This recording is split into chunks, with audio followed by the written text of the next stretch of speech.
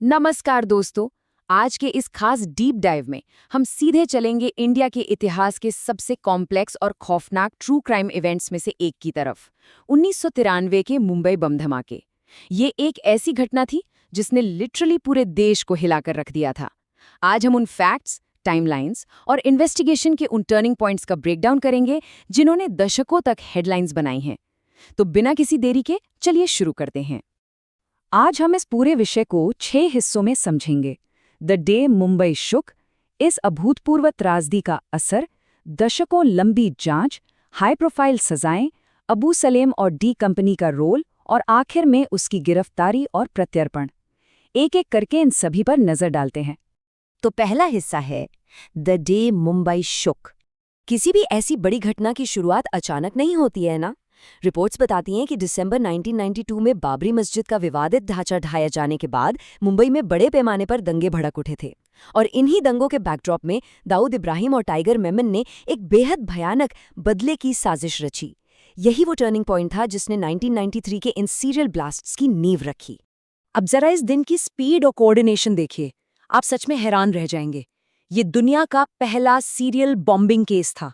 दोपहर ठीक 1:30 बजे स्टॉक एक्सचेंज में पहला धमाका होता है जिसमें 50 लोगों की जान चली गई, और इसके ठीक आधे घंटे बाद 2 बजे नरसिंहनाथ स्ट्रीट पर एक कार ब्लास्ट होता है। सबसे खौफनाक बात, 2 घंटे से भी कम वक्त में पूरे शहर में एक के बाद एक 12 सीरियल ब्लास्ट हो चुके थे। इन हमलों के टारगेट्स बिल्कुल रैंडमली नहीं चुने गए थे। बॉम्बे स्टॉक एक्सचेंज, शिवसेना भवन और सहार एयरपोर्ट जैसी जगहों को निशाना बनाया गया। एयर इंडिया बिल्डिंग का धमाका तो इतना जोरदार था कि अकेले वहां 20 लोगों ने अपनी जान गंवाई और 87 लोग जख्मी हुए। ये मुंबई की धड़कन मानी जाने वाली जगहों पर डर फैलाने का एक वेल प्लान्ड अटैक था। आगे बढ़ते हैं हमारे दूसरे हिस्से पर, अनप्रेसिडेंटेड ट्रेजेडी और इसका असर। 257 सुनने में शायद सिर्फ एक आंकड़ा लगे, राइट? लेकिन ये उन मासूम लोगों की गिनती है जिनकी जिंदगी सिर्फ एक दोपहर में खत्म हो गई। इसके अलावा 713 लोग बुरी तरह से घायल हुए थे। एक ऐसा दिन जिसके निशान मुंबई के सीने पर हमेशा के लिए छप गए। और हाँ, नुकसान सिर्फ जान का नहीं था। जरा इकोनॉमी पर आई इस असर को देखिए। 1993 के हिसाब से लगभग 27 करोड़ रुपए का प्रॉपर्टी डैमेज, पूरी की पूरी इमारतें मलबे में बदल चुकी थीं और देश की फाइनेंशियल कैपिटल को एक बहुत बड़ा और सीधा आर्थिक घाटा सहना पड़ा था।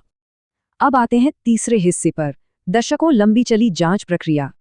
एक तरफ तो 2 घंटे में ब्लास्ट हो गए, लेकिन दूसरी तरफ इंसाफ का पहिया कितनी धीमे घुमा। अब बस इमेजिन कीजिए, जब इस केस की पहली चार्जशीट फाइल हुई तो पता है वो कितने पन्नों की थी? पूरे 10,000 पेजेस, लिटरली 10,000 पन्ने।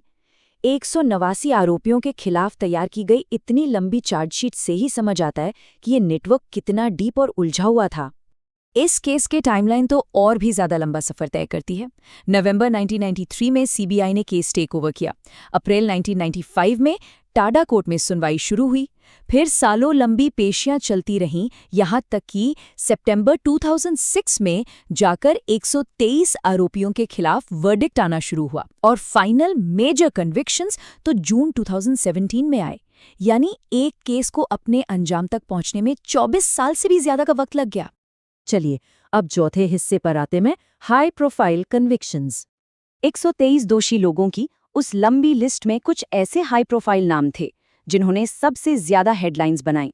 याकूब मेमन, जिसे साजिश और आतंकवाद का दोषी मानकर जुलाई 2015 में फांसी दी गई। बॉलीवुड एक्टर संजय दत्त, जिन्हें इल्लीगल AK-56 और पिस्तौल रखने के जुर्म में 5 साल की सजा मिली। और अबू सलेम, जिसे हथियार सप्लाई करने के मामले में आजीवन कारावास यानी लाइफ इम्प्रिजनमेंट की सजा सुनाई गई। और यही हमें ले आता है हमारे 5वें हिस्से की तरफ, अबू सलेम और डी कंपनी। अंडरवर्ल्ड के इस खास चेहरे की कहानी थोड़ी अजीब और खौफनाक दोनों है। क्या आप जानते हैं कि बॉलीवुड सेलिब्रिटीज को फोन पर धमकाने के लिए अबू सलेम खुद को कैप्टन बुलवाता था? ये कोई आम शौक नहीं था, बल्कि मुंबई पुलिस के वायर टैप्स और फोन ट्रैकिंग से बचने का एक चतुर तरीका था। सलीम का सफर देखिए। आजमगढ़ से मुंबई आकर डी कंपनी ज्वाइन की, फिर 1995 में प्रॉपर्टी डीलर प्रदीप जैन का मर्डर करवाया। एक्सटॉर्शन का पैसा न देने पर गुलशन कुमार जैसी बड़ी हस्ती का असैसिनेशन ऑर्डर किया, और इसके साथ ही 1993 के इन्हीं धमाकों के लिए वेपन्स भी डिस्ट्रीब्यूट किए। वो इस पूरे टेरर नेटवर्क का एक बहुत बड़ा मोहरा बन चुका था। आखिरकार हम आते हैं आखिरी हिस्से पर, अरेस्ट और एक्स्ट्रेडिशन। सालों तक कानून से बचने के बाद 18 सितंबर 2002 को किस्मत का पासा पलट गया। इंटरपोल ने अबू सलेम और बॉलीवुड एक्ट्रेस मोनिका बेदी को पुर्तगाल के लिस्बन शहर में अरेस्ट कर लिया। पर सबसे बड़ा आयरोनिक ट्विस्ट क्या था? पुलिस को उनके लोकेशन की टिप किसी और ने नहीं, बल्कि डी कंपनी के उसके पुराने साथी और बाद में दुश्मन बने छोटा शकील ने दी थी। इस दौरान उनकी पर्सनल लाइफ की कहानियां भी मीडिया में खूब उछलीं। जैसे मोनिका बेदी हमेशा कहती रहीं कि उनकी और सलेम की कभी शादी नहीं हुई, जबकि सलेम का दावा था कि उन्होंने साल 2000 में लॉस एंजलिस की एक मस्जिद में निकाह किया था। खैर, ये उनका आपसी मामला था, लेकिन इसमें 2004 में हुए इनके एक्स्ट्राडिशन प्रोसीडिंग्स को और भी सनसनीखेज बना दिया था। अब एक बहुत ही इम्पॉर्टेंट सवाल, याकूब मेमन को मौत की सजा मिली तो अबू सलेम को क्यों नहीं? इसका सीधा सा जवाब एक लीगल कंडीशन थी। पुर्तगाल के साथ हमारी प्रत्यर्पण संधि में ये शर्त थी कि इंडियन कोर्ट्स अबू सलेम को डेथ पेनल्टी नहीं दे सकती। इसीलिए उसके इतने संगीन जुर्म होने के बावजूद उसे लाइफ सेंटेंस और 2 लाख रुपए के जुर्माने की ही सजा मिल सकी। तो दोस्तों, इन सारे फैक्ट्स और इतने सालों की लीगल लड़ाई के बाद हम आज एक अहम सवाल पर आकर खड़े होते हैं। कई ऑपरेटिव्स जेल में हैं, सजा काट रहे हैं, लेकिन जिसे सबसे बड़ा मास्टरमाइंड माना जाता है, दाऊद इब्राहिम, वो आज भी पकड़ा नहीं गया है। तो क्या 1993 के उन धमाकों का पूरा इंसाफ अभी बाकी है? क्या उन 257 मासूम जानों को कभी पूरा जस्टिस मिल पाएगा?